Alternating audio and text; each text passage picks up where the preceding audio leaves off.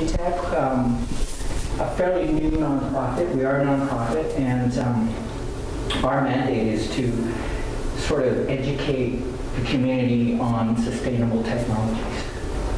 So we hold a series of talks, and today we're very privileged to have Daniel Rotman of SPEC. SPEC has been around for 50 years. I remember SPEC this year, as a kid. The mandate of SPEC is to provide practical solutions for urban sustainability. And SPEC, by the way, stands for the Society Promoting Environmental Conservation.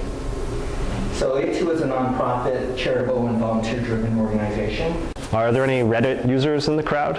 Hopefully one person, yay, 2 people. Okay, so Reddit is like a message board. But on Reddit, unlike a lot of social media platforms, there are very strict rules for conversation. You cannot post inflammatory comments.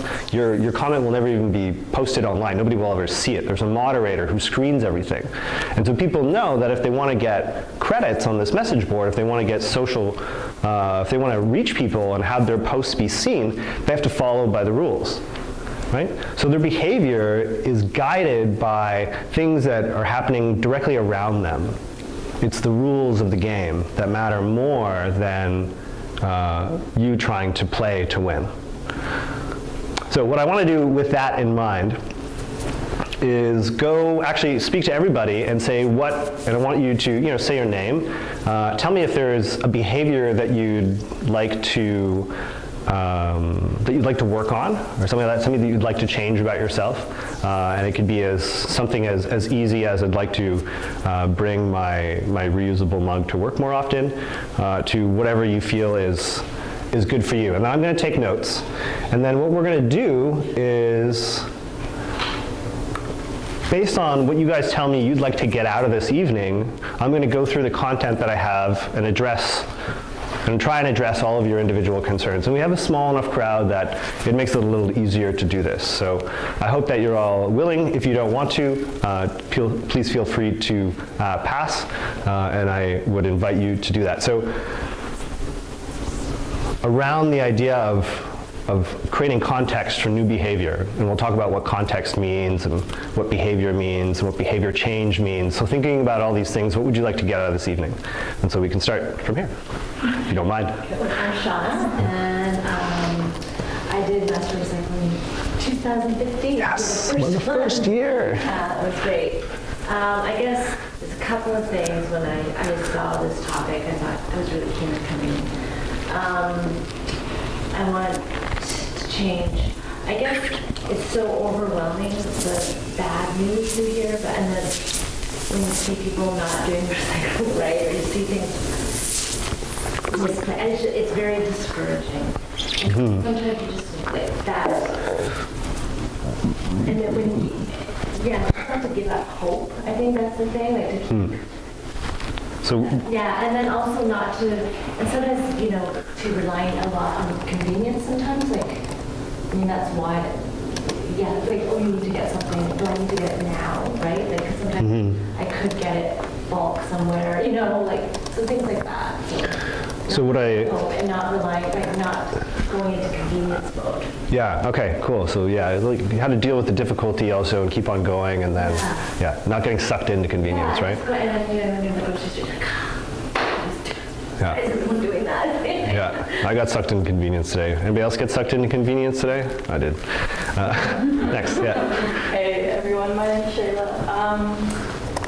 I think that there's a lot of things that I'd like to change. Okay, just pick an easy one for me. Pick an easy one then. About myself and the system, and I think the one that is probably the most relevant, I think that we could get out of this talk is why I'd like to change why I feel like when I recycle, it's not doing enough.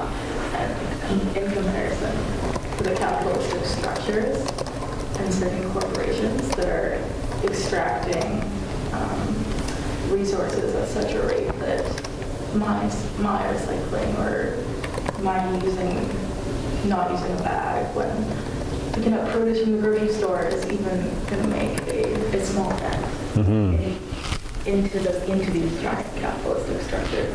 Yeah. So I'd like to sort of dissect that, I guess. Okay, so just the idea of like, just overwhelming feeling that recycling isn't helping as a general, as a strategy. Yeah, we're getting that change on the consumer level. Right, and the individual behavior versus like system change, stuff like that. Okay. It may not even be what it talks about, but it always I'll weave it in. It comes up in my mind when we start having this discussion. It's definitely connected. Yeah, thanks for bringing that up. Okay. In the back, yeah. Hi, my name is Milen. Say it one more time. Milen. Milen, yeah.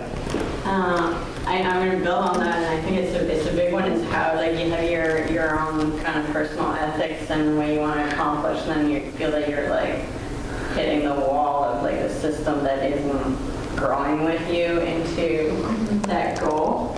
And then how do you make that? Not only giving up, but how do you kind of keep growing into your own endeavor? I'm talking about like, the things that are waste. Okay, so sort of you hit the wall with your ethics. You kind of run into these places where you have to compromise it. Sounds like it, right? Yeah. Okay. Well, you guys are going deep. This is awesome. Okay. Next, yeah. Hi, my name is Pam, and there are many, like you said, there are many things I feel like I need to change, or I'm hoping to change, but one very practical one is I'm managing a store in Gastown, and sometimes we just have certain homeless people come in, or not necessarily homeless people, but you know someone coming in that you feel tense. How to, I know that I want to learn to be open to them. I think with the community, a warm community could change them. However, in the practical side, also you gotta run your business. Sometimes they are there for certain things they want to do. So, in the meantime, how you gonna judge? How you can, there are a lot of them. I don't know how to describe that, but just uncomfortness. Yeah. Discomfort. Discomfortness. Yeah. Around the staff. I know around staff too. Everybody, I believe everybody wants to be a kind person. Even someone want to steal something, they want to be a kind person most of the time. Right. So just a feeling, if I kind of reflect that, you sort of feel a little tense around, we'll call it disadvantaged people. There's a reputation around with these people that comes along with it, and we often react to it, right? We don't want to, right? But there's a reaction. So that's actually really good that you brought that up. So we'll talk about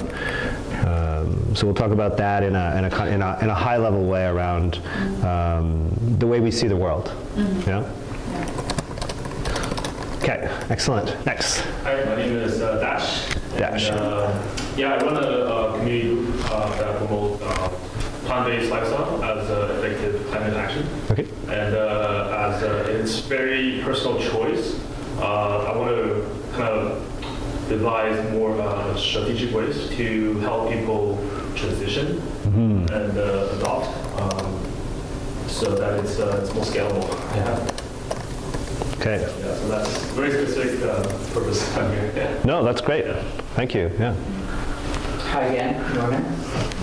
I have a very general question, and in a way, it's rather self-serving. One of our initiatives at GTEC is that we're developing a software program that is supposed to engage individual household users and motivate them to do things that are beneficial to the environment. And data is collected, and we want to be able to show that in aggregate, that people doing small things on a consistent, sustained basis does make a difference. Because I understand the challenge, and we all understand the challenge, right? Are we doing enough, and does what we do make any difference? So the question that I have as we're developing the software program is just about human nature. Carrot or the stick? Okay. Which is the better nudge? I'll sideswipe you when I answer that question, but thank you very much, Nora. Yeah. Hello, my name is Yuki. I'd like to get rid of negative attitude Yeah. towards things, everything. Every time I'm trying to do something new, I think I tend to focus on the negative side of that instead of the positive side or what I can gain. Yeah. So yeah, I think that's important for me to change. Great. Yeah. Thank you very much. Okay. And Henry and yeah. Okay, you too. Yeah. I'm one of the graduates of since 2015. Background is in development. I was with United Nations, and I could be very pessimistic because of the work ethic, and nothing seems to be working, and I just got frustrated. So I found that government is the problem, education is the problem. Because they always tell you, oh, I'm going to do a follow-up, nothing happened. Yeah. So what's this? Are you care about your people? Yeah. About your country? So I'm experiencing something up now about climate change, about waste. Governments don't seem to care. Yeah. They leave it up to the communities, the individuals. Just about being a hope, and the government is trying to change the attitude of their consumers. I've tried it several times, but I don't see hope coming by soon. But maybe I'm wrong. I hope so. But I like to be, I'm not pessimistic because I want to be surprised that maybe something big happens and I'll be joyous forever. Yeah, it's true. I think that type of action hasn't come yet. Still waiting. Okay. Thanks, Henry. So I just put too much pressure on individuals. Does that feel like it gets what you were saying at? Yeah. Too much pressure on individuals? Right. Yeah. Yeah. Okay. Great. My name is Eyal, and I'll pick up something that is very different than most people said. I want to change my carb craving. Carb craving? Yeah. Okay.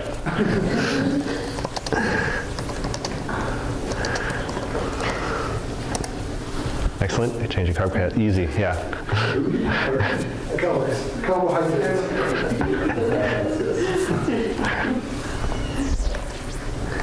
Go ahead. My name is Tara, and when I think about reduce, reuse, and recycle, I always go to reuse first, and I would like to shift to reduce first.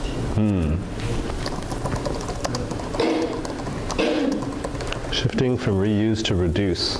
As a first choice, as what comes to me first, because I find I'll often be like, oh, I'm reusing this. I could have reduced instead. So it's like a proactive change Right. that I'd like to get to. Okay. Last one. My name is Sid, and I would echo Eyal. I wish I could eat better. I wish there were ways to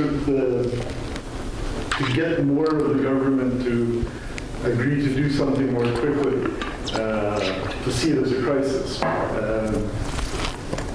don't think there's too many people who sort of want to let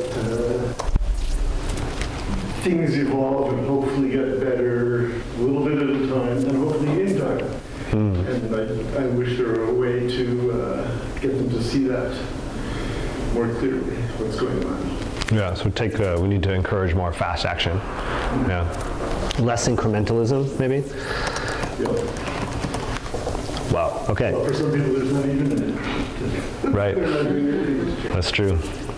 Okay, that's a really really great list for me to work with. There are a lot of, yeah. So I feel like there's a lot of indication that people feel a lot of pressure on themselves, right? So this is what I'll start with, right? So I think that when I talk about make it easier changing the context around your behavior, to change your behavior, what we can do is think about kind of the reverse, right? So what is it about our context that actually drives our behavior we don't like, right?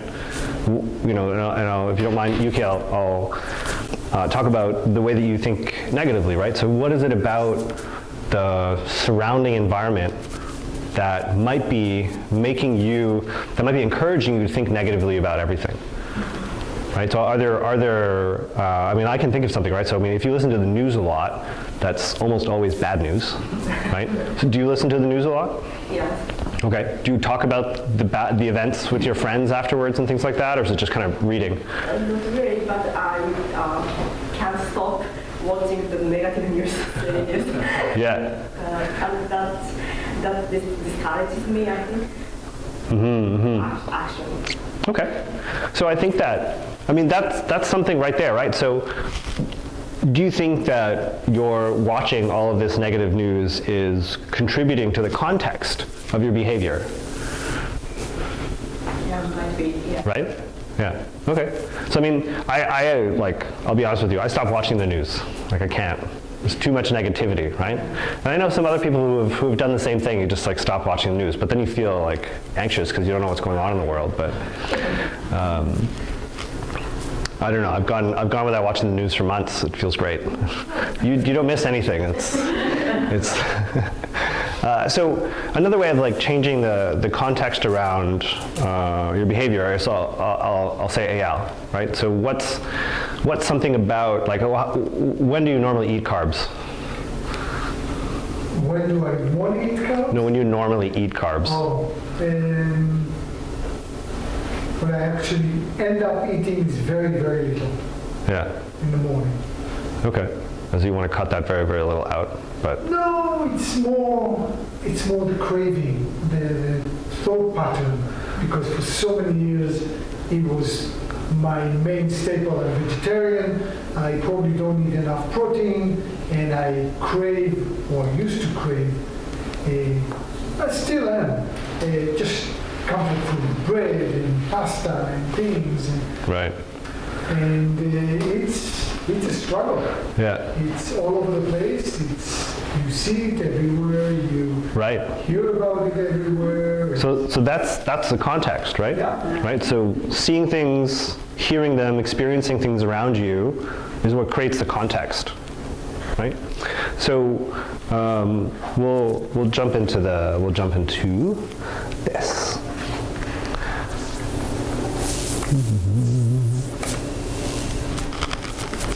So when we think about what influences us, what comes to mind as from the three here? We've got information, right? The raw message that people usually want to communicate. We've got relationships, so how that message is communicated to you. Oftenly, there's a relationship involved, and then there's rules, the structure and incentives that exist around you, right? So when we talked about context, all of these things combined will always be creating context, right? We're always in relationship with people to some degree. I'm in some sort of small relationship with all of you, and some of you have relationships with each other. I'm delivering information for you, and there is a set of rules that I'm engaged, right? I want to do some dialogue with you guys. You are allowed to talk, right? That's one of the rules. And all of those things are going to be having an influence on your behavior, right? You're not shouting out things and things like that. So when we think about these things, what do you think is having the most impact on you?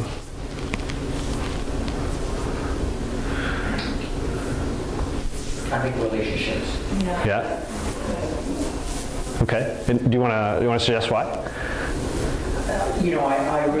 think that whether we want to admit it or not, we're very social. We care about our relationship. We care about what people think about us. That, for me, seems to be a motivation. It's like the information is readily available, and it's not about more information, but it's about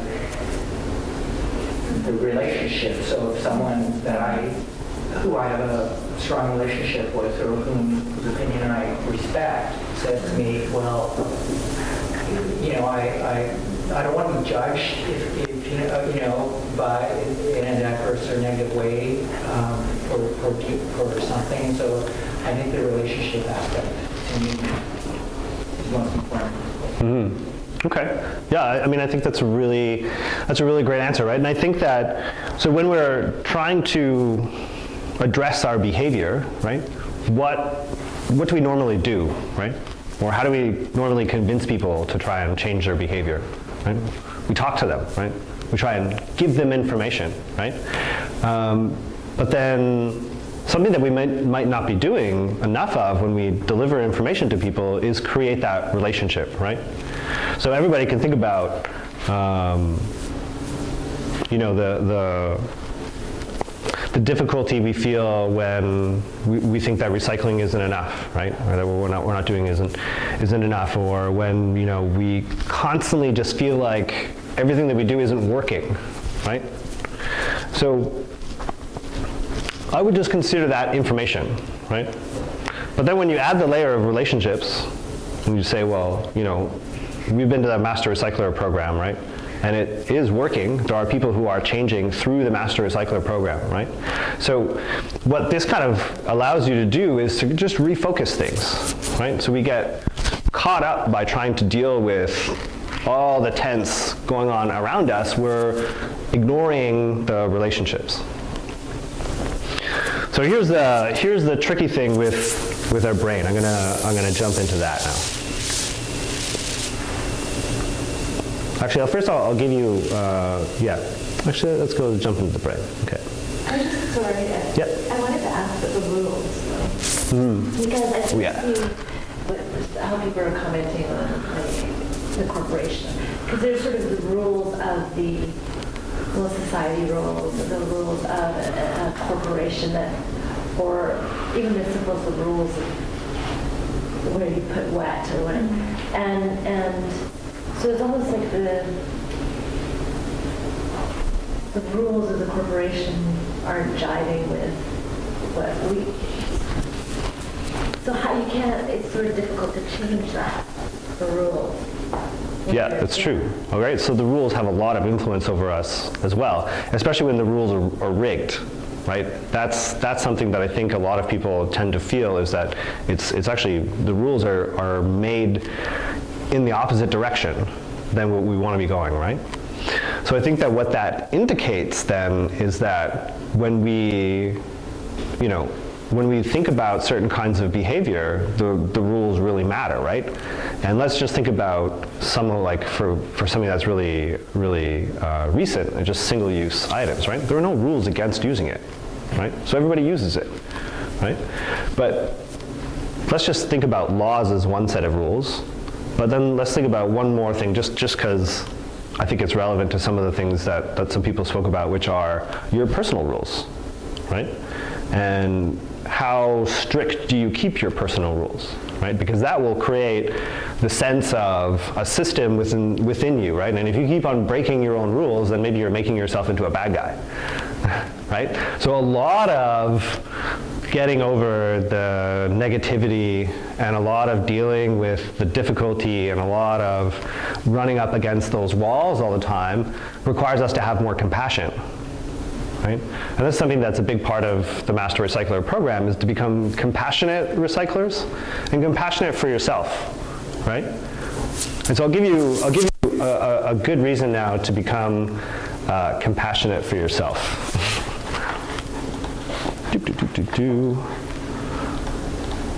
Okay, let's go back one more. So this is a kind of crude drawing of the human brain. And when I ask people sometimes how many brains do we have, well, people get confused because they only know we have one brain.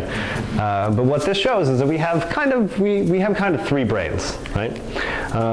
And they aren't three distinct brains in that there's, you know, a different driver in front of each of these brains, and they're all, like, it is kind of like that and it isn't. The way that the brain works in terms of its connectivity is very complex, and there isn't a whole lot of hard and fast rules about how and why it works, especially amongst individuals.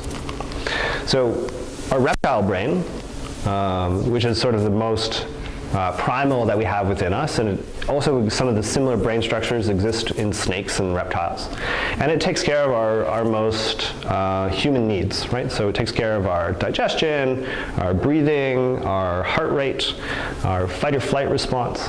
Right? And if you think about it, like, you kind of want that package to be running like it is, because you don't want control over your heart rate. You don't want to think about your heart rate, actually. You want to just breathe. You don't want to be thinking about your breathing. So your reptile brain is largely autonomous of you. It does these things for you, right? It raises your heart rate, and you don't control that. Lowers your heart rate, you don't necessarily control that. Some people can influence their heart rate, you know, through meditation and things like that, practice and training. Then we've got, on top of that reptile brain, we've got the brain of a mammal, right? And the key part of this brain is that's where our emotions sit, and that's where all of our kind of social functions sit. So when you mention that we're very social creatures, it's because we have a brain that is specifically adapted for surviving in social settings, large groups, right? We have a part of our brain, in fact, that keeps track of all of our relationships. And when our brain is just kind of like not really working on anything, that part of our brain will start to become active. It's called the default mode network. And it's basically a Rolodex of all of your relationships. And you sometimes wander off and you start thinking about things, and so this person and that person, and what your brain is doing is going over all of your relationships and figuring out where you stand in the group. Right? What is your status? What's this person's status? And your brain does that completely automatically as well. You find yourself doing it when you're bored and of no volition, you know, it just starts doing it on its own, because it's also automatic, that part of your brain.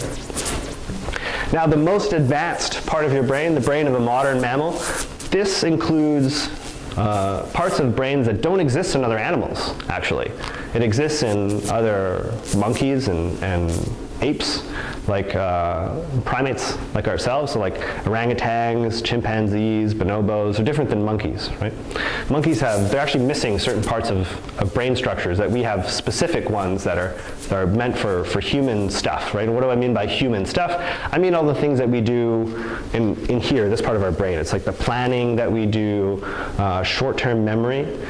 In psychology, it's called executive function. It's where we do our planning. Yeah, sorry, I mentioned that our planning, and we can bring in between 3 and 5 pieces of information into our brain and hold it in our short-term memory and do all sorts of processing on it, right? It allows us to do 2 things mainly. 1, review the past. Learn from the past, so there's patterns in the past. And then based on that, we can predict the future. This is something that is pretty unique to humans from what we understand, is our ability to take what happened in the past and forecast what might happen in the future based on that. All of that happens in the brain of the modern mammal. So really, we talked about 3 brains, but I only want to talk about 2 brains. The conscious brain, right, which is kind of the distinctly human one, right? We're not really sure if animals are conscious, but we're conscious. I think, therefore I am, right? And then we've got our unconscious brain that does a lot of our unconscious behavior, right? Differences between these two is our conscious brain is very slow, right? It's very intentional, it's deliberate, right? It's also very limited. We cannot keep on thinking all day long. We get tired. We get distracted. We fall asleep uncontrollably, right? But our unconscious brain, right, the reptile brain and the social brain, it deals with all of our emotions, deals with danger detection, it deals with habits. It's basically a big option generator, right? Brains just come up with ideas all the time, whether you like it or not. Ideas pop up, right? It's much less limited. and it's really, really fast, right? Think about when you're driving a vehicle, how much information you're taking in and processing, and not only are you driving with one hand, but you're texting at the same time, right? So that's the power of your unconscious brain. It's doing all of that for you so that the limited attention you have is actually going to your phone, taking it off the road, right? Our attention is, there's lots of research on how much we can attend. Now there's one really, really important thing with our brain, which is once our unconscious, like our lizard brain, once we get activated emotionally or we sense danger in our environment, whether that's a real threat to us, like somebody coming at us with a knife, or a social threat, somebody attacking our status, somebody disagreeing with us, somebody presenting an idea that challenges one of our core identities, right? What that does, shuts off our brain, right? We lose the ability to have rational thought once we get activated, right? So when a disadvantaged person, a homeless person comes into your store and you feel that anxiety coming up and everybody feels that, right? That's not something that you are necessarily in control of, right? You're reacting to something going on around you, and that's your unconscious brain doing that, right? Because what it does is it looks at it in the past, right? What are all of the experiences that we have with people in the street in the past? They tend to be fearful experiences. So when they come into the present, we have something in the future, something bad might happen in the future, right? So that's our brain coming up with these options, right? And it's doing this automatically, right? It's a habit, right? And we get stuck. We know, you know that they want to be nice people. You want to have a relationship with them, but the part of your brain that deals with that is off. It's just not there, right? So when we talk about having compassion for ourselves, right? It's having compassion for our human function, the way we are, our human nature is actually, it's a flawed machine, right? We get stuck all the time in these loops where we just can't stop thinking about things in a certain way. And the reason that happens is just like we create habits when we brush our teeth, habits also are used by our brain for everything else that we do. Speech is a habitual behavior, right? And the way that we think about ideas or people or groups of people are also sometimes become habitual, right? So there's one more influence that I didn't mention before. And it's the way your brain works, right? And so what our brain does, if we think about it in terms of our conscious brain and our unconscious brain, right? Just think about it in terms of, anybody here learn to play an instrument, right? Play an instrument or play a sport, or learn like a skill like sewing or cooking, right? You had to be trained to do that at one point. You had to practice, right? So all I want to say is behavior change is a lot like skill building, is a lot like that, right? Because it takes a lot of intentional, focused action to learn a new skill, right? And you need to have that focused time, that time where your human brain is on, in order for you to practice.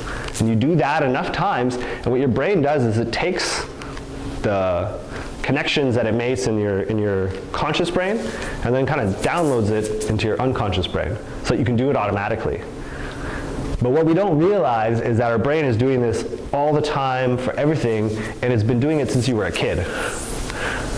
So your brain will have developed lots of habits and patterns of thought and behaviors that you don't necessarily find valuable, but because you did them for one reason or another while you were growing up, or even this past year, if you practice it enough time, it becomes habit, and it goes into your automatic brain. And you stop being in so much as control of that, right? So, to bring it back around to context, how you train yourself, right? You can train yourself is by creating your own context for new behaviors, right? And becoming aware of how the context around you is influencing your current set of behaviors. So, let's try and practice this now on some of the things that we want to work on. So for plant-based diets, right? The way our brain works, right? So let's think about how many times will a person who consumes meat have consumed meat by the time they get to, like, say, 35? It's a lot. A lot, right? Can't count them. Let's just say like thousands and thousands of times, right? 100,000. Yeah, hundreds of thousands of times, right? So if you watch the news every day, how many times a day are you interacting with something that's negative? A lot, right? Eyal, how many times do you eat carbs before wanting to stop eat carbs?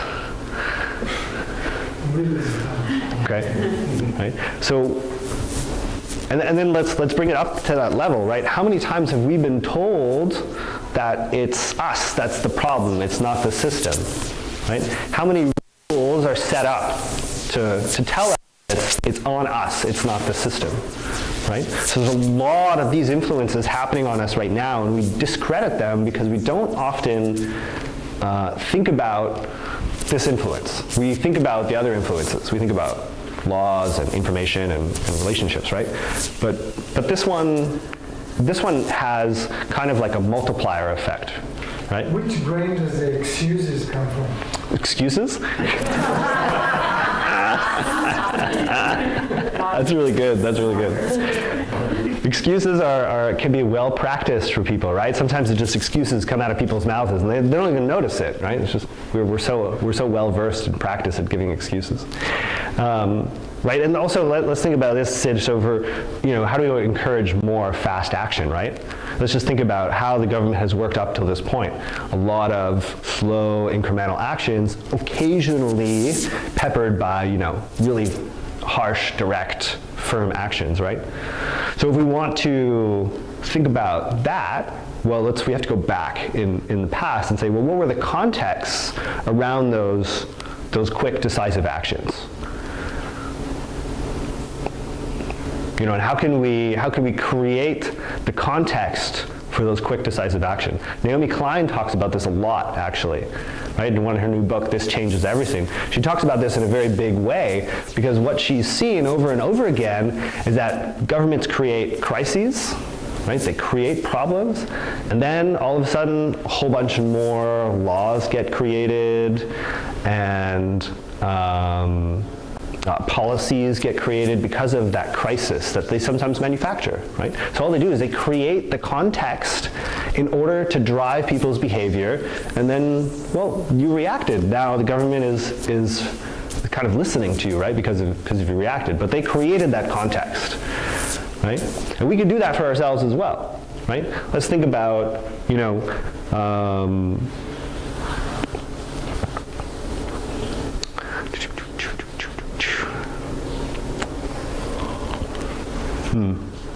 Right, so let's think about reuse to reduce, right?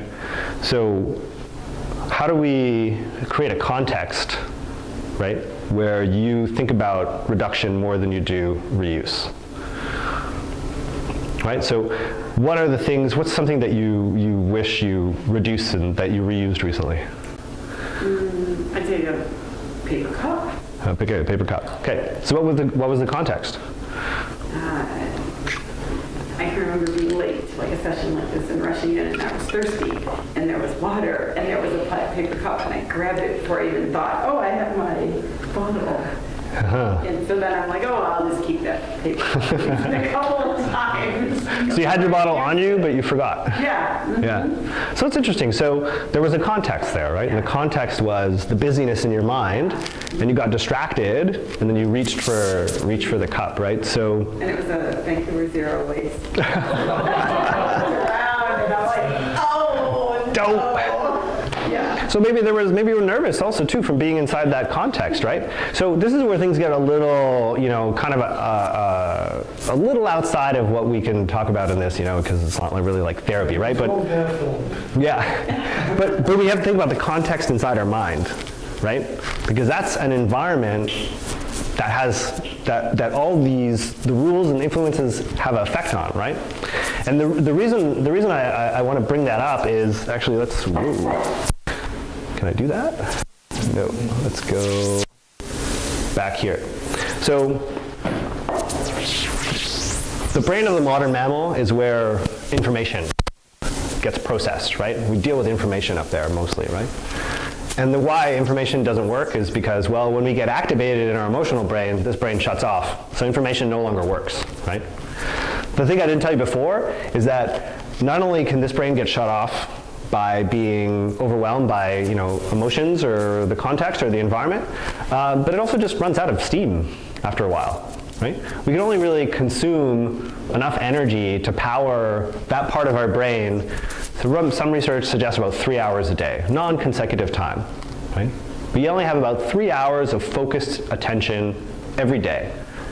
And then once you use up that 3 hours, you're totally operating on automatic mode, just that. And maybe you'll get like little bits of attention and clarity every once in a while, but you're just, like zombie mode, right? Can you think of all those times where it's like it's after work and you left work and got home and can't really remember how you got home? Like you drove home and you're just like, I don't really remember driving home. Has that happened to anybody? Yeah, I'm seeing some head nods. Or how about like this has happened to me before where I'll walk into the bathroom and start brushing my teeth and I'll just be like, wait a minute, why am I brushing my teeth? Okay, maybe that's just me. But people are like, how was your day? And you kind of really remember your day. Yeah, something like that. We lose short-term memory too when we get activated, right? So we lose access to some pretty critical things. That's another reason. I lost my train of thought there. So we can lose this part of our brain that is required for us to change our behavior, right? We need this part on in order to change our behavior. And we can lose this if we run out of juice throughout the day or if we get too activated too often. And it just affects us, right? It's just this, we keep on thinking, hey, why can't I get out of this funk? Or how come nothing is, like I keep on having to compromise my ethics, and recycling just doesn't feel like it's enough? Well, it's because this part of our brain is off. And when this part of our brain is off, we tend to get more emotional about things and we get less rational. But the problem is that we don't know that this is off. And so we will feel like we are being rational. We will think that we are operating at 100% capacity, but we're not. So I was talking about this with Norman, is that at some point we need to be able to sense when this is happening inside our body. We need to be able to sense when we're getting activated, when somebody comes into the store that makes us uncomfortable. Realize, hey, this is not me that's doing it. It's not me that's being uncomfortable. It's my lizard brain, and it's my social brain, right? So in that sense, it's not that there's something wrong with you because that happens. It's just the way your brain works. Right? And so if we want to create a new context, we have to think about, in a very, sort of intentional way, what is it about the current context that makes me uncomfortable, right? And can I create a new context that will make it different, right? And so sometimes it means you need to change things physically, right? So a lot of people, sometimes when they move or when they get new jobs, right? It's a big shift in your life. It's really a good opportunity to try other new things because your brain is already kind of scrambled, right? And it's already taking in new information and being willing to do some changes. And so by adding a few more onto that, you can kickstart more behavior changes, right? So in terms of carrot and stick, it's actually neither, right?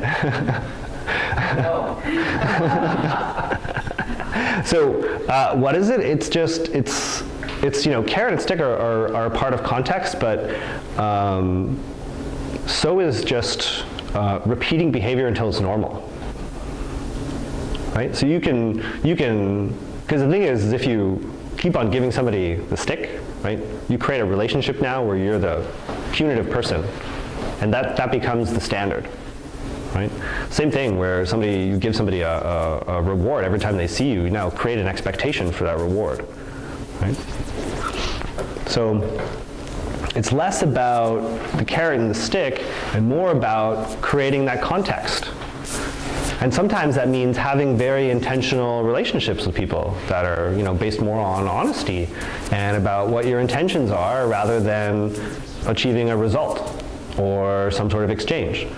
Now, quite often, a lot of our relationships are based on exchanges, right? As we interact with society. And let's think about how the transactional nature of our society impacts us, right? How much of our interaction is transactional, and so how does that influence other kinds of relationships that we don't want to be transactional, right? Because our brain doesn't know how to stop doing things once you've created a habit, right? So I want to just take a breather for a second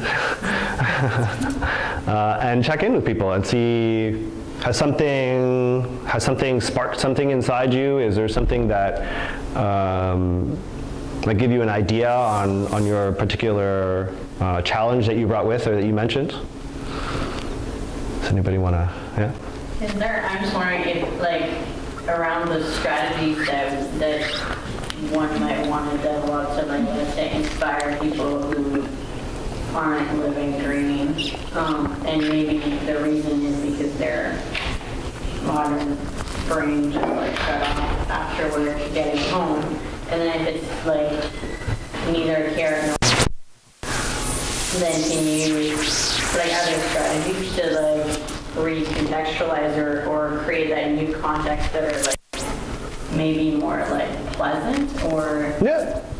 I mean, it usually just involves conversations with people. I mean, unfortunately, that's when there are very few people in society doing behaviors, and your intention is to try and get as many people as you want to do a behavior, it's very, very difficult, right? We can't just force people to do things that they don't want to do.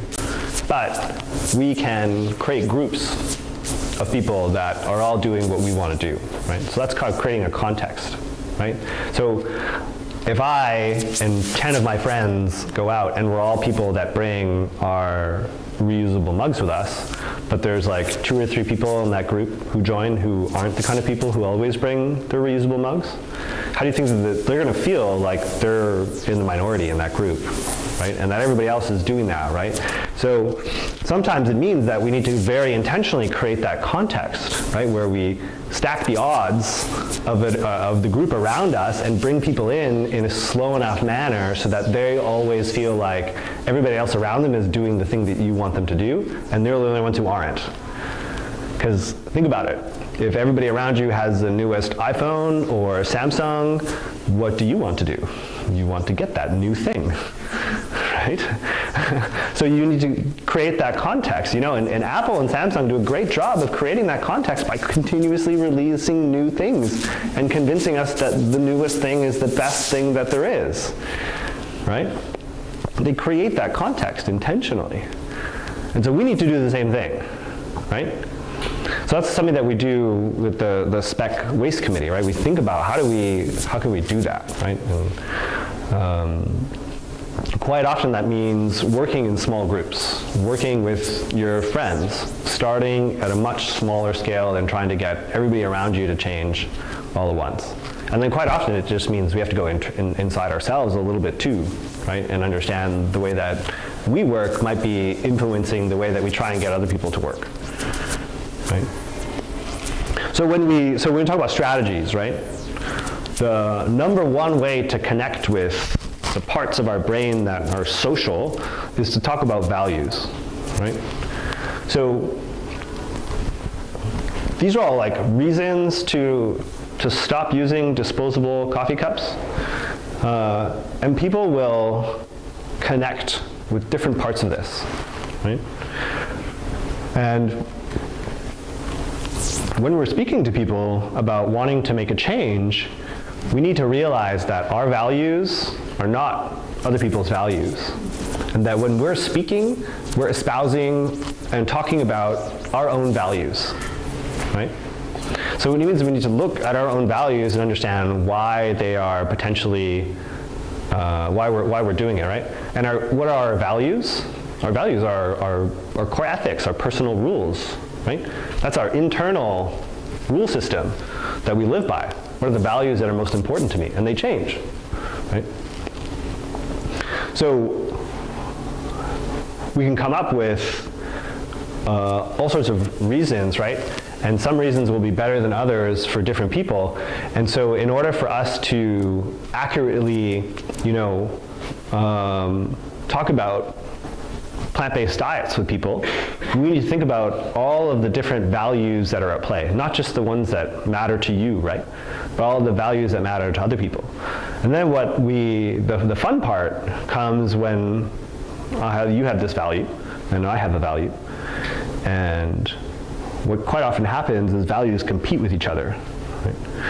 But the way we get around that is by finding a connection value, right? So a lot of people will want to switch to reusable cups for environmental reasons. We'll say, these plastic cups are the scourge of the earth, right? But that's not quite enough for some people, right, who are not environmentally motivated. But they're like, they talk about taste and flavor a lot, right? And so there's something that connects those two things, which is purity, right? People who really love the way food is prepared and enjoy the taste, it's the quality and the purity of the food and the way that it's prepared that really matters to them, right? Which is what gets that great taste. And for environmentalists, we want to keep the purity of our natural environment. We want to keep the purity of our ecosystems to some state that we would like it to be at, in some natural state or some balanced state, right? So the way that somebody who's environmentally motivated can talk to somebody who really cares about the taste of their coffee is by talking about purity, because purity is a value that can connect both those two things. So it means we need to do a lot of thinking about what are the values at play, and even with yourself, right? You want to make a change, and you want to, stop eating carbs or eat more plants. What are values that are encouraging you to do the behavior you don't want to do, and what's another value that you could employ to encourage the behavior you do want to do? So, there's probably healthy living, right, as part of not eating carbs, right? Healthy living is also part of part of changing our diet. There is a lot of comfort in what we call comfort food in this case, but habits that are kind of very, very old, that makes us comfortable, and together with the speed of life, and everything needs to be right now and available and easy, and quite a bit, not just carbs, but coffee cups and plastic bags, and many of our big items in sustainability, environmental issues right now are about availability, quick, easy, simple, and still touch that inner comfort that makes us comfortable. Coffee, like sugar, like warmth. Fleece is a very nice and comfortable item. And it's considered to be the outdoorsy, the environmentalist. Right. But it's really not to iron it. You don't have to just wash it once in a while. But then it sheds hundreds of thousands of pieces of plastic into the environment. So when it comes to when you feel that internal pressure, right? There's it's called cognitive dissonance, right?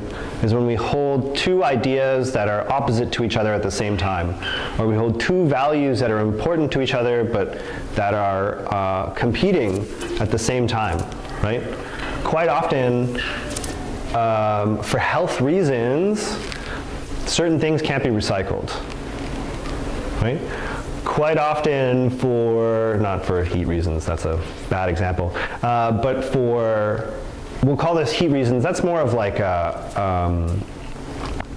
that's like a preference, a personal preference, right, that people have, how hot they drink their coffee, right? And environmentalism isn't really a personal preference. A lot of people feel like called to that, like they have to do that, right? There's a drive there, right? How do you connect really personal preference with drive? Well, a lot of people make an intentional choice, right? So how do how does salmon get upstream, right, and constantly swim upstream to lay their eggs?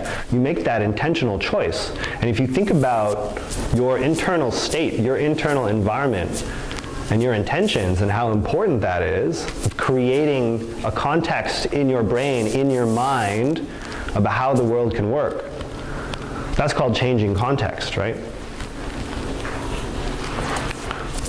This is really late at night. And it's just after like... How do you inspire that in others?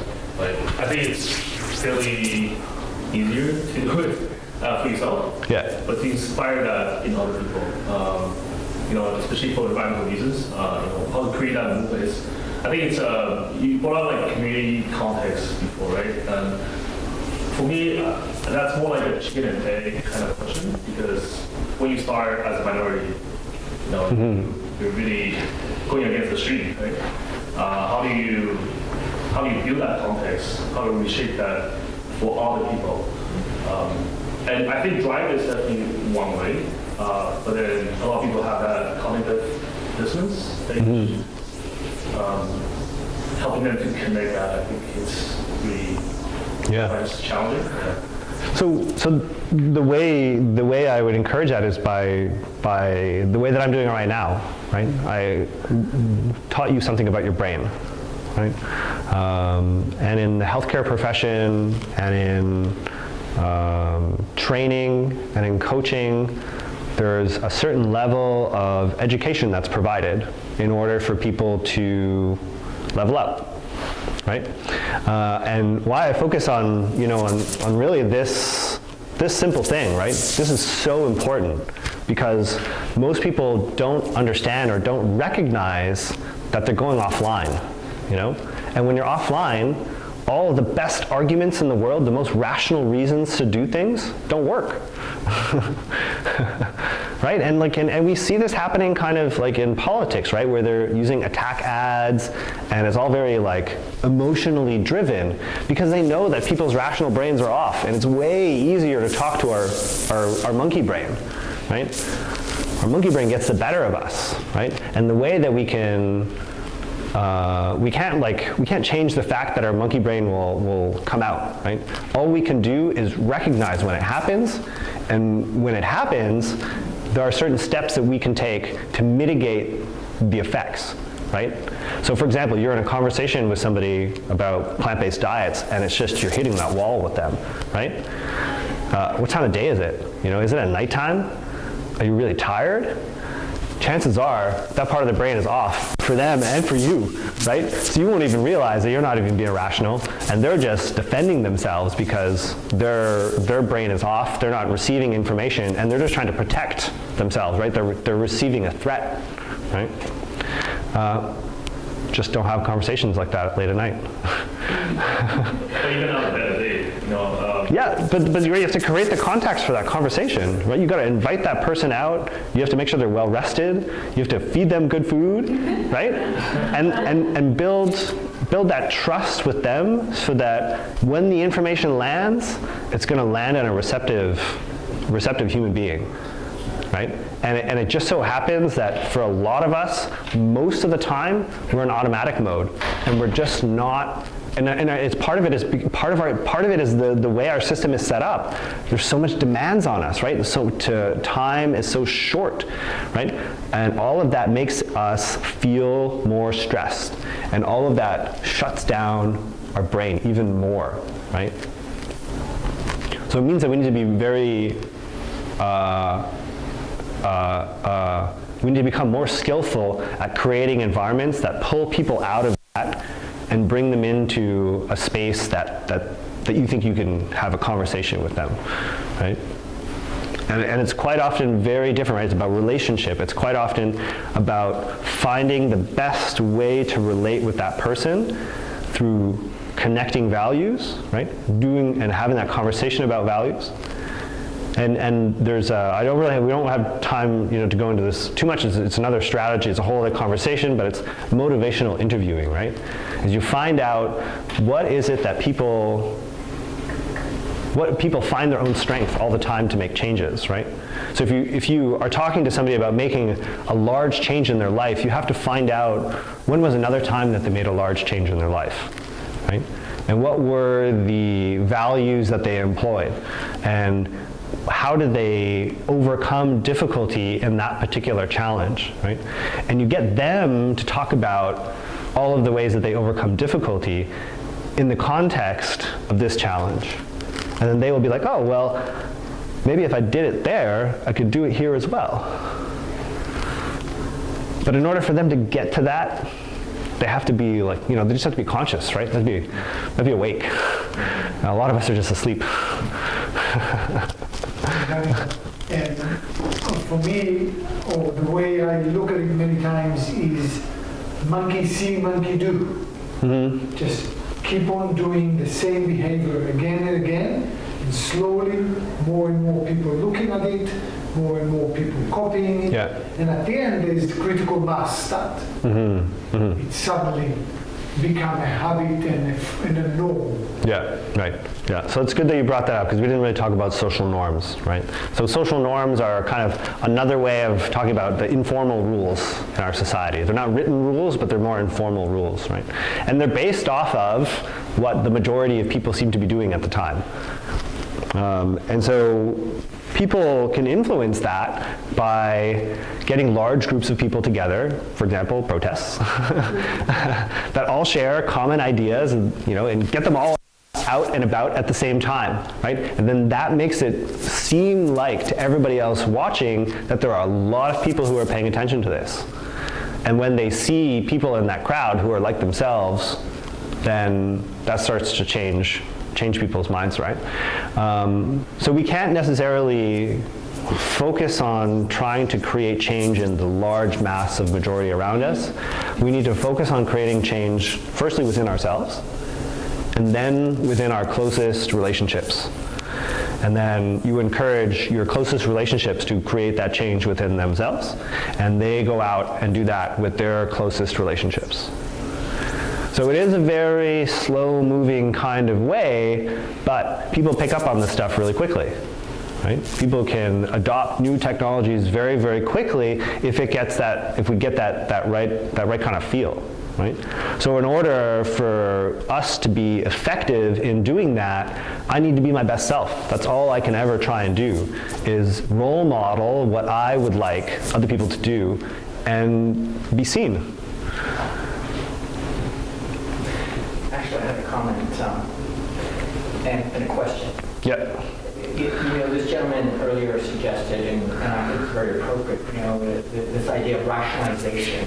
Mm-hmm. That as we're in our conscious modern mammalian brain, we can rationalize, yep. Make excuses. Mm-hmm. We can justify anecdotally what I see, whether it be in a person sticking with a fitness regimen or whatever. There's something that hits their emotion. They're fed up. Mm-hmm. I think of Greta Thunberg. Yeah.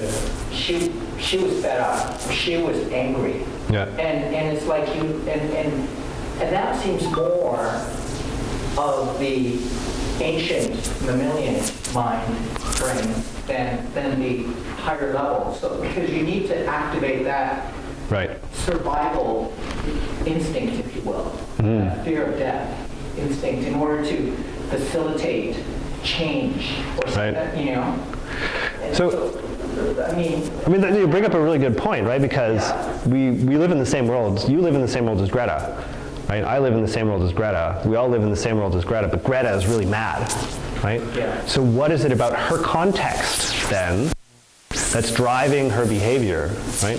What is it about the relationships that she's had, the information that she's had, the constant failure of governments to act, right? It's driving her behavior in a very, very large way, right? But she's also being really smart about it, right? And she's creating a context for her message to come across. And she does that through, let's just call it her brand, right? And and she's very upfront and open about herself, right? Those are the rules of engagement for her, right? That's how she creates trust with people, and that's why her message is hitting hard with folks, because she's connecting. She's connecting with people because she feels it in a very visceral way, that other people don't, and that exudes from her, and the same way that your passion for your way,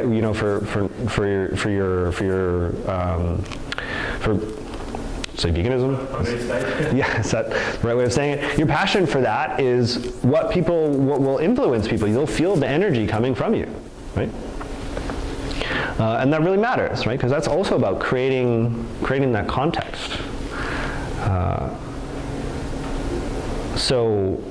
And we are always looking at, okay, so there's social norms, which we talked about, which is kind of the unwritten rules of society. And there's another concept called social proof, right? Which is when we don't know what to do, our social brain is scanning the environment for somebody who looks like or acts like they know what they're doing.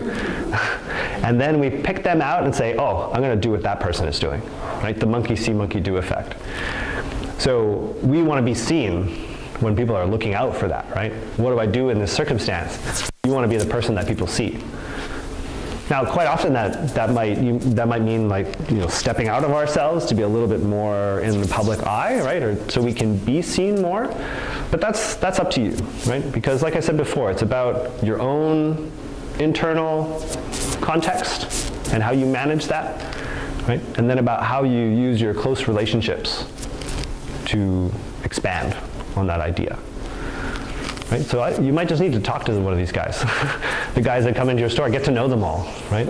And that will reduce any kind of potential fear, right? I mean, create a relationship with them.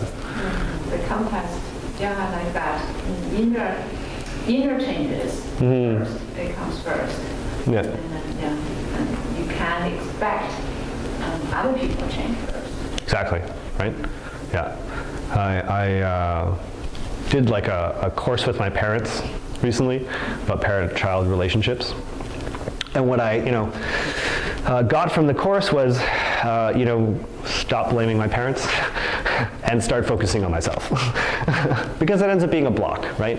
When you think the issue is outside of you, but the issue is really within you, then you're never going to find the resolution for it out there, right? Because you're looking in the wrong spot. Right, so that's part of why I focus on this so much, is because quite often we think we're being conscious when we're not, and we're looking in the wrong spot. Right? We're acting in the wrong context. Right? We're not being attentive to our own values and setting aside the space and time to really consider those things. So I feel like I've talked a lot, and I want to have other people ask questions or talk or comment. Have we seen all your slides? Yeah, I think so. I think this is the last slide, and it's all kind of stuff that we've talked about, right? So most of the time, our distinctly human brain is not working. If it works for 3 hours a day and you're, like myself, we're having an evening time meeting, I am not expecting fully aware people. That's fine. And I have compassion for that. If you're tired, if it's not making sense, that's cool. Simple and complex behaviors can become habit, right? So we talked a little bit about that, right? So a complex behavior would be how we understand our society and how we understand our place in society is a very complex habit, right? That we fit into this society. And simple habits are, just like stopping by the Starbucks on the way to work and picking up a coffee rather than making our own in the morning or bringing our reusable mug.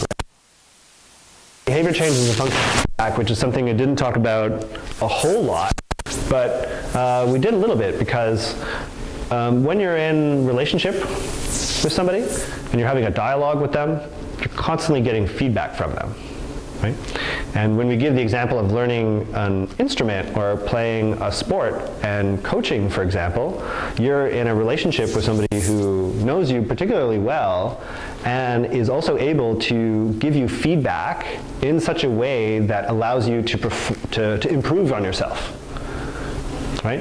And so, I mean, that's one thing that I find critical in my relationship with my partner is that we give each other feedback about how we're doing, and the feedback is not seen as something negative or positive. It's not a carrot or a stick. It's very, matter of fact about the state of how you feel in this moment, and you go from there, right?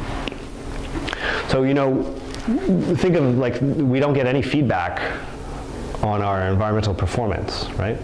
We don't get any feedback on how many cups we're buying every year or how many times we've eaten meat and the cumulative effects on that. We're not getting any feedback like that, right? Every once in a while we maybe hear something in the news about how,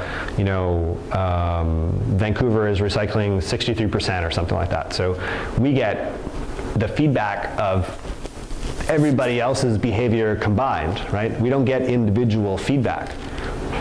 And so if we don't get that feedback, then there's no dialogue happening, there's no relationship happening, there's no growth happening.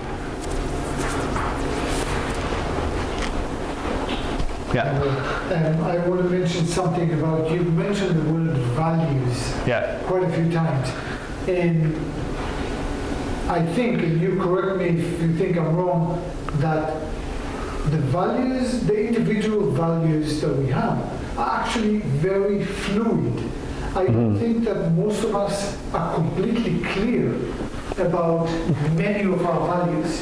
Yeah. If we sit in front of each other and ask about it, then we'll come up with a set of things that actually will make, what we think we should be or what we think is expected from us.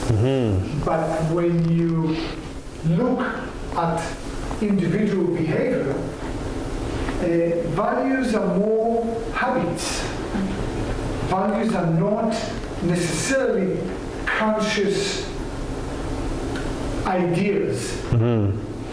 Well, they could be, right? So, I mean, this is something that might be something that everybody in this room, I can give you guys some homework, right? Which is go and, one second, this is the list of values that I use.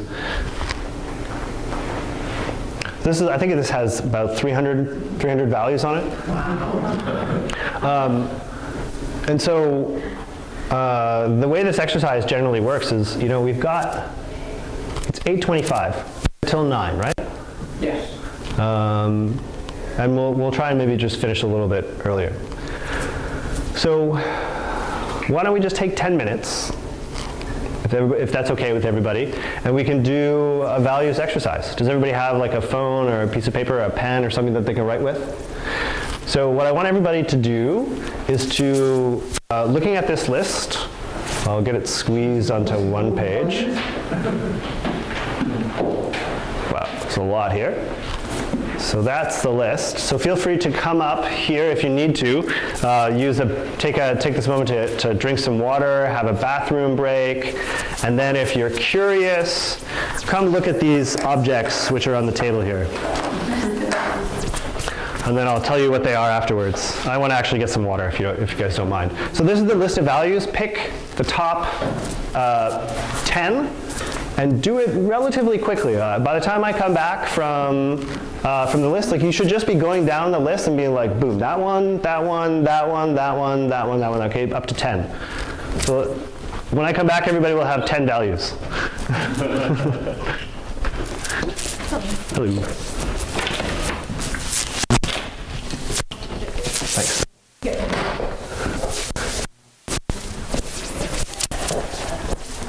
factors that call, for example, from this list are necessarily the values that are deep inside you, Could be.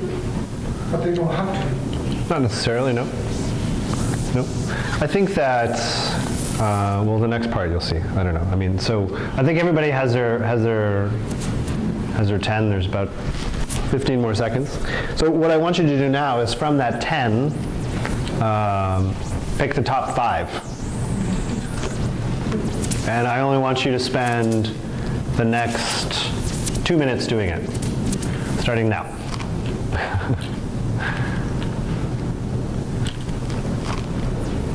Should take a lot less than 2 minutes, but we'll give you 2 minutes.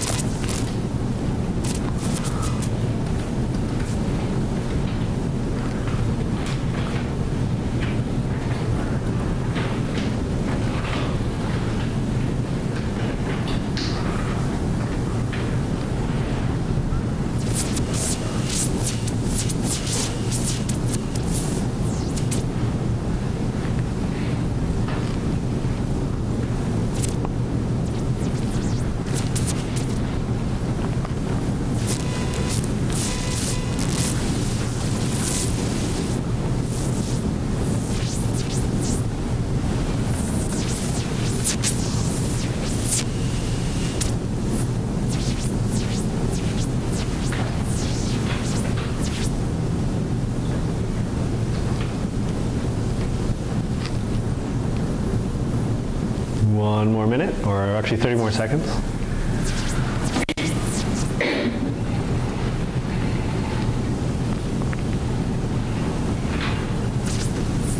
They're feel good about their top 5, more or less.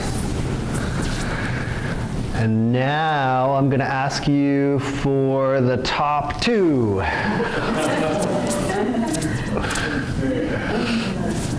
And I'm going to give you 1 minute.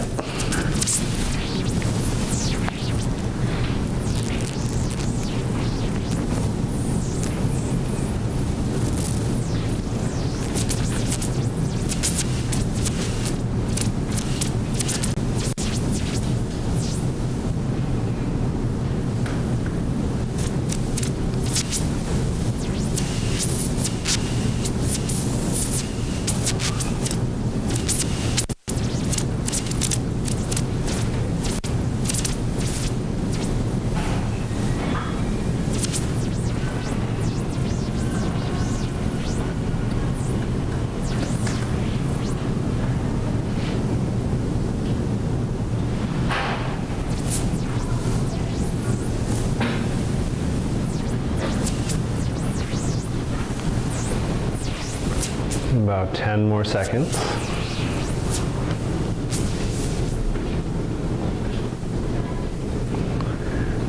Okay, so with our top 2 values in mind, I'd like to take a big deep breath. Good job. And then I want to show you these things. So, did anybody know? Anybody guess what this is? If you know what it is, don't say it out loud, but anybody guess what it is?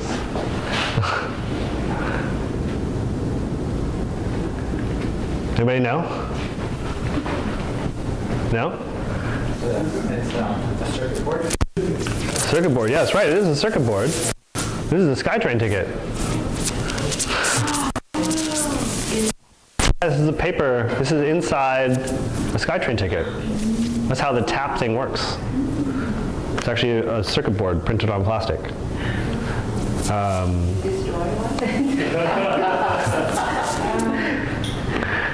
Right? So that's why SkyTrain tickets can't be recycled, because that's inside it. And then these ones, I'll pass them around. So these are like pressed butterflies And they're actually, and just pass them around next to each other. And notice the slight difference between the orange one and this one when it comes around, the texture. Yeah, no, but similar. So those are made from recycled plastic.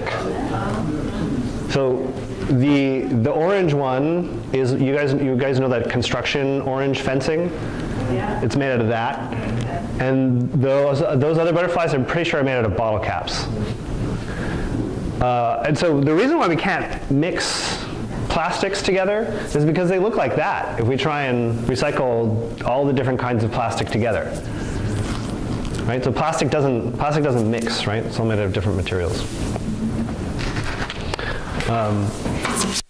Yeah, I got these as a gift, and this one had like a little bit of a greasy almost feeling to it, right? Different than this one. Right? And it's because I think there was actually it had come into contact with something. It's a different kind of plastic, right? So it has a different feel. I felt one of these kinds of butterflies that had been made with like plastic bags that were kind of like oily, and then the resulting plastic just felt oily. So the oil didn't disappear in the recycling process. Anyway, that was a little bit of a distraction. But because I wanted to just take your mind off of what we're doing for just a second, because I'd like to spend the next just 5 minutes with you and going over what you guys told me sort of in the beginning of, like, what you were feeling. And then while I'm doing that, I'd like you to take your top 2 values and think about how you can apply them to what you told me you kind of what you said at the beginning of the class. So Shoni said it was about, keep on going with the difficulty and you want to resist convenience. Is there something in the values that you pick that you think will help you with that? Well, I was thinking more my first one about the hope part, because I think because sometimes I lose hope, that's why I just like, screw this. Yeah. Go to convenience. So I think the thing is to be a little more compassionate. So I chose compassion. Okay. Yeah. And actually, the friendship was another top one. But I guess that's what you had addressed to, like being around people that feel like-minded, right? Or to maybe share those feelings with other people to see how they respond to that. Mm-hmm. Yeah. You can create that context for the compassion, right? Yeah. I think it's that loss of hope that makes it just seems so daunting. Yeah. Okay. And then Shiloh's not here, but Milan, is there something about hitting the wall with your ethics or compromising your ethics that one of your values maybe will help you in doing that, or and challenging or helping with that? It's kind of like challenging it, and I think my second one is like knowledge. Okay. So I think we get tested. It's about spreading the word more. Okay. Yeah. Yeah, and maybe in kind of like the direct circle that you were talking about. Mm-hmm. Cool. Right. Okay. Pam, is there something that your values that help you feel less tense around disadvantaged people, how we see the world? I definitely should, because my top one is love. Okay. And I think subconsciously, I have to keep telling myself love is always within me. Yeah. And that's how you can influence others with your good energy. Yeah. Yeah. But again, probably the practice also. Mm-hmm. I have to practice more, less fear, and that hopefully this will deliver a good, loving message to people. And maybe it means, sometimes it means, maybe you just need to get something in your immediate environment to remind you of it, right? Like, can't see it. I have a tattoo on my arm. It's so I don't forget the words on my arm. Sometimes it just means bringing something into our environment to help change the environment a little bit, to remind us of what's the value that's important to us, right? So maybe you just have to bring something into your store space to remind you of this value. That too, yeah. We're not sure of that, but like you said, rules. Sometimes rules tells you that you need to do the other way. Mm-hmm. And yeah, I think definitely will be. I keep this in mind. Great. Practice on it. Yeah, awesome. Okay. Dash, what about yourself for helping people transition to plant-based diets?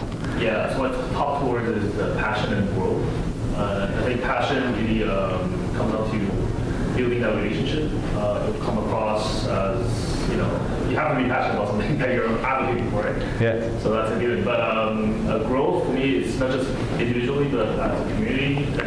Growth to me is also improvements, right? So I think as we go, we give feedbacks, and we also give feedbacks. And I think that's that nurture the relationship that you mentioned. I think that could be that's a value, I guess, that's driven that relationship. Yeah. Excellent. Yeah, that's why I got. Awesome, excellent. Yeah. What about yourself, Norman? Oh, lots of well, my two values are truth and love. Truth and love. Okay. So how can we use that to show people that small actions make a big difference? Well, the way I relate it to is that, in your first slide you talked about information relationship, and certainly truth can be characterized as information. Yeah. And certainly love is part of relationship there. And how it actually fits in with my carrot and stick question is, I guess the carrot is love, and the stick could be the truth, because sometimes the truth is hard. Yeah. But it's the truth, it's reality. So you need a combination of the two. Yeah. Okay. Awesome. Go on, Yuki. Is there anything that in your values to help you be less surrounded by negativity, maybe? I'm sure that shows integrity and happiness. Okay. I think integrity is important to be a trusted person wherever I am. And but also it's important to be happy, and it's just an option, a choice. To be happy like any other option. So even though we are in a problematic situation environmentally, I think we choose happy attitude, positive attitude to make change. Yeah. Excellent. Great. Okay. Henry. Peace and truth. Peace and truth. How do you think we can use that to deal with the pressure on us? Accept the truth. Truth is the truth. Yeah. We said both of us, and if you like to be tell the truth, we let's say against that. Coming to the environment and peace, we all need peace. We are peaceful, should be able to accomplish a lot. Being threatened by your presence or my presence, but we're all human beings. We should be together and be truthful and peaceful. Yeah, very good. Nice. Eyal, anything that hit home with the carb cravings? I picked up compassion and resilience. Resilience, nice. And resilience for me is the day-to-day, putting one step ahead of the other. One less bagel at a time. Keep on working on what needs to be worked on. It could be carbs, it could be environment, it could be anything else. It's like, just put your head down and keep on working. Don't necessarily look at everybody else to give you what you need, or just keep on working on what's really important. Yeah, I think resiliency is a practice, right? And resiliency, just something short that it reminded me of how you can train yourself to become more resilient by giving yourself little problems to solve. And the more you solve these little problems, the more often you solve these little problems, the next time a larger or a medium-sized problem comes around, it doesn't seem to be as bad because you've had that practice of solving these problems all the time. And that's part of resiliency. Resiliency for me, a lot of it is commitment. Stay alive. Yeah. Gotta stay alive. Greta, she wants to just stay alive, right? Okay, Tara, yeah. You wanted to shifting from reuse to reduce. Was there anything about your values that touched that? Yes. I chose zeal and reliability. And I would think what I remembered is when you said be compassionate to yourself. Yeah. I would see that when all of a sudden I'm like, why do I have this item in my hand when I didn't mean to use it? I would say I'm not reliable. Okay. And then to remember to be compassionate to myself. Okay. Because next time I'm not always reliable. Usually I am. Exactly. I know all about that.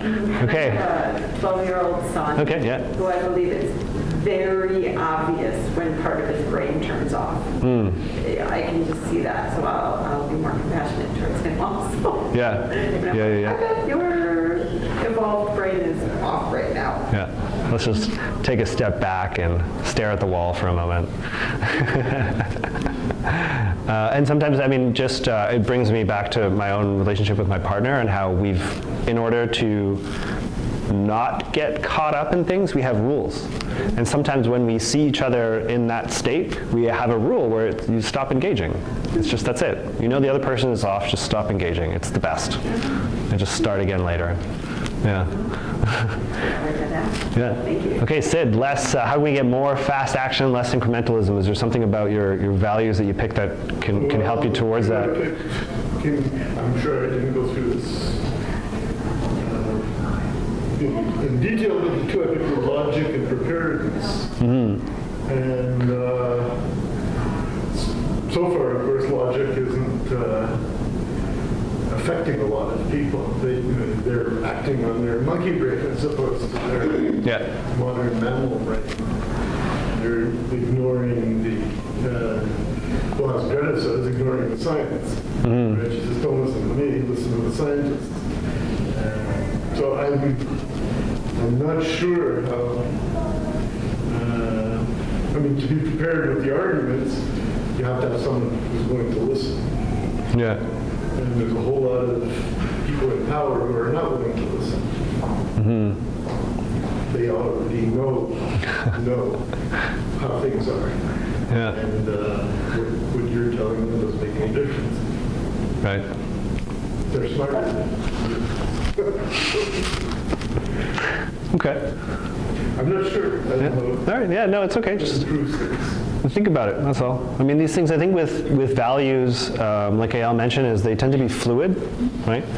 And we quite often, sometimes unconsciously, will pick up different sets of values from different groups or different sets of values from different contexts, right? So quite often at work, sometimes we have different set of values than we do for our personal life or work that we do for ourselves, right? So values and employing values and talking about values is probably the most important strategy in creating context, right?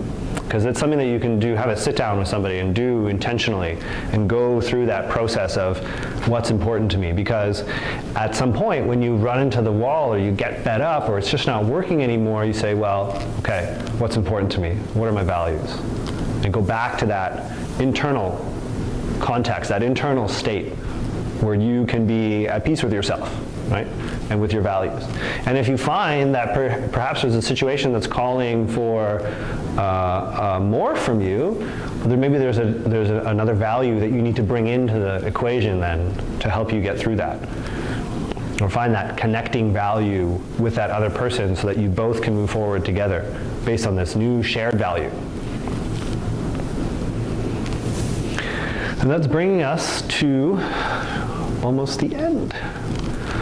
So I want to thank all of you for coming and engaging with me and with the values and thinking about these difficult topics so late at night. I think you all did wonderful. And so give yourselves a round of applause.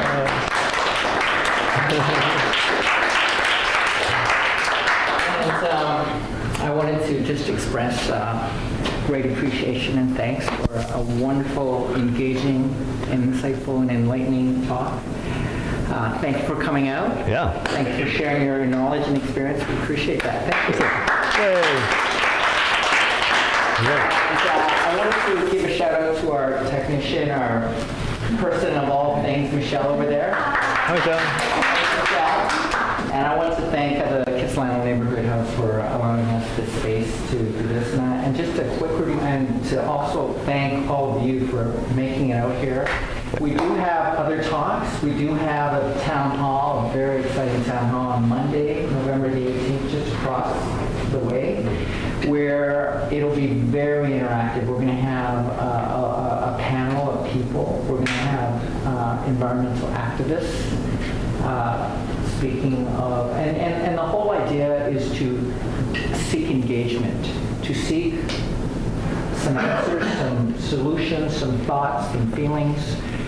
You know, we're really about trying to build, just like SPEC, trying to build a ground-up kind of a engagement, because I think that working at the community level, working at, is what is needed in order to facilitate change. And if we can do this all together, I think we can make things happen. Mm-hmm. So, thank you all for coming out.